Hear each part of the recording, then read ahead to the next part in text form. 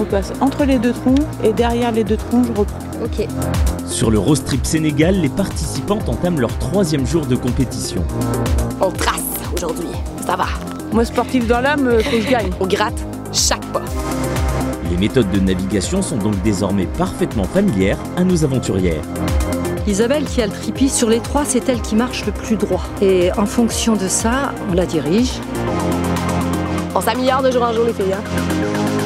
Les balbutiements initiaux effacés, il faut voir comme réflexes, automatismes et techniques sont à présent complètement intégrés, transformant la recherche de balises en un jeu dont nos roses trekkeuses semblent définitivement piquées.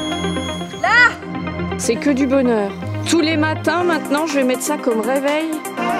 Je me rappellerai du trek toute ma vie. Laissons nos roses trekkeuses à leur quête passionnée et profitons-en pour nous entretenir avec Géraldine Ray, créatrice de ce Road Trip Sénégal, une destination rêvée qui sort des chemins balisés. Dès la première édition, même dès les reconnaissances, on était convaincus par le Sénégal, par son décor, par ses paysages, par son terrain de jeu et puis sa population locale qui est extraordinaire. Je les ai trouvés cette année particulièrement fortes. Une vague de chaleur s'est abattue sur l'Afrique. Les filles ont dû vraiment se dépasser, se surpasser, surtout la première journée. Elles n'ont rien lâché. En effet, le Road Trip Sénégal est une aventure sportive évidemment, une compétition qui demande ressources et engagement, mais c'est aussi pour beaucoup l'occasion d'arrêter le temps.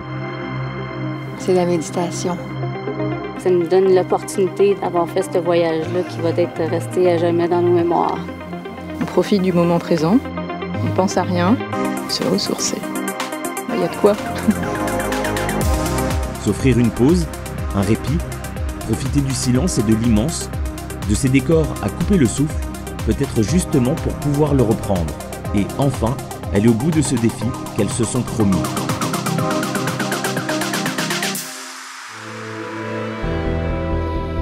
Cette aventure, c'est avant tout une aventure humaine. C'est tout, tellement d'émotions, de vivre ça. C'est dur de l'expliquer parce que je pense qu'il faut vraiment y être, quoi. Le premier jour, on s'est dit, mince, c'est dur. Puis je sais pas, on s'est parlé, on s'est reboosté. On va puiser dans des forces qu'on ne soupçonne pas.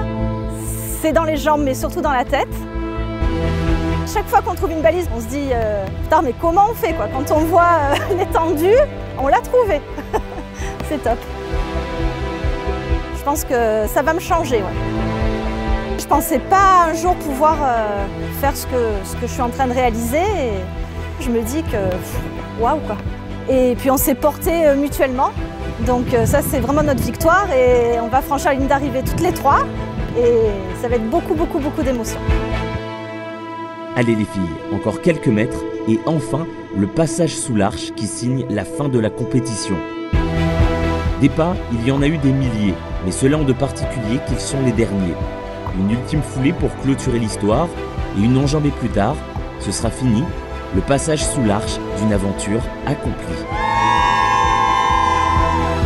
C'est fou, une aventure complètement folle. Épuisement. Et de bonheur. Des larmes de joie. On a réussi notre défi. On est très contents. Bravo les filles!